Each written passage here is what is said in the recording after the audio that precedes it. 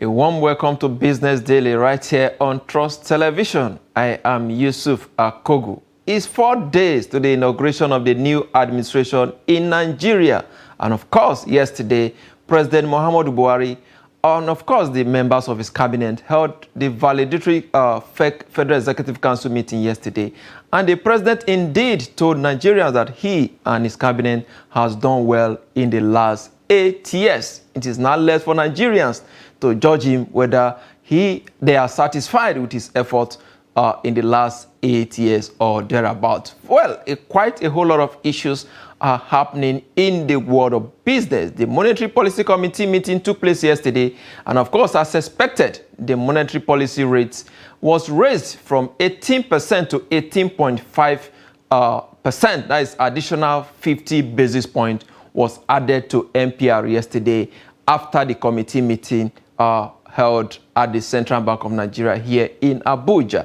And of course, the GDP numbers was also released yesterday by the National Bureau of Statistics, which shows that the Nigeria GDP recorded a 2.31% growth in Q1 of 2023. Of course, that is a decline from 3.52 that was recorded in Q4 of 2022. And of course, also a decline from 3.11% recorded in the corresponding quarter of 2022. So these are some of the issues that are actually burning right now in the economy. And of course, a big challenge that the incoming government will have to tackle head on. Welcome again to Business Daily right here on Trust TV. Now we take our top stories in the world of business. Don't go away.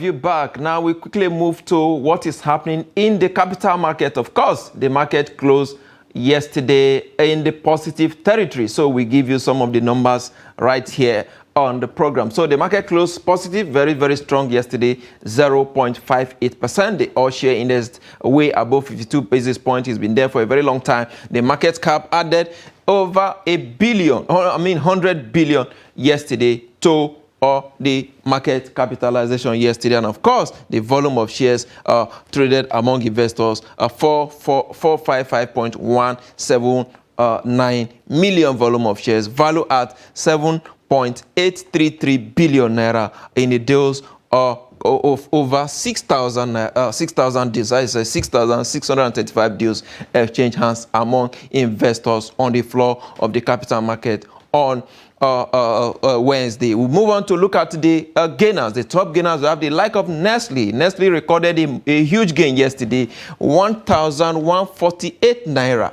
That is a very, very huge number. Nestle is one of the very high cap stock quoted on the floor of the Nigerian capital market with a huge market capitalization right there. And of course, it's placed in the consumer goods sectors. They are into quite a whole lot of consumables that you may want to try out. And of course, they close positive 9.98%. Of course, Triple Leg, a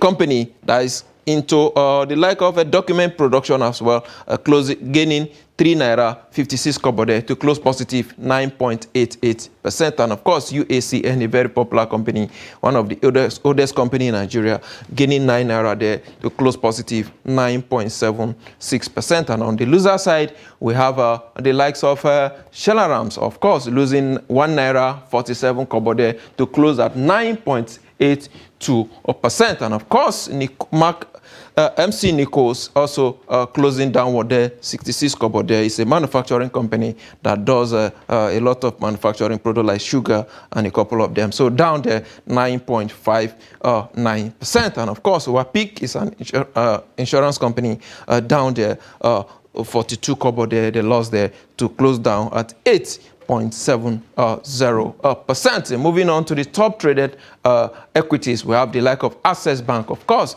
they've been holding on to that position for a very long time, among the top 3 on every trading day. We've witnessed that. So 69.2 million volume of shares, of course, followed by UBA United Bank for Africa, 66.5 million volume of shares, and of course, Zenith Bank of Nigeria PLC also doing 37.5 million volume of shares. A very huge number there among the banking sector. A whole lot of activities in that sector.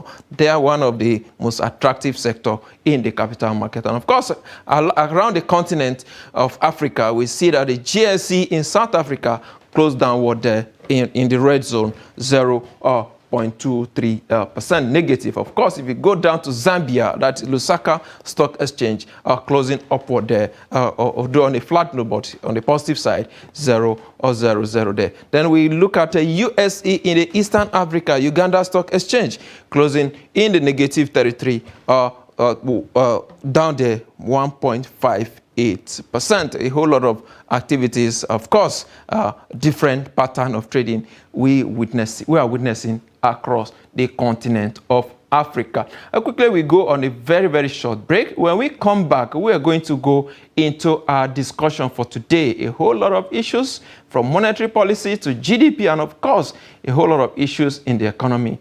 We'll bring you up to date with that when we come back from this short break. Don't go away. Trust TV, documenting the Nigerian story.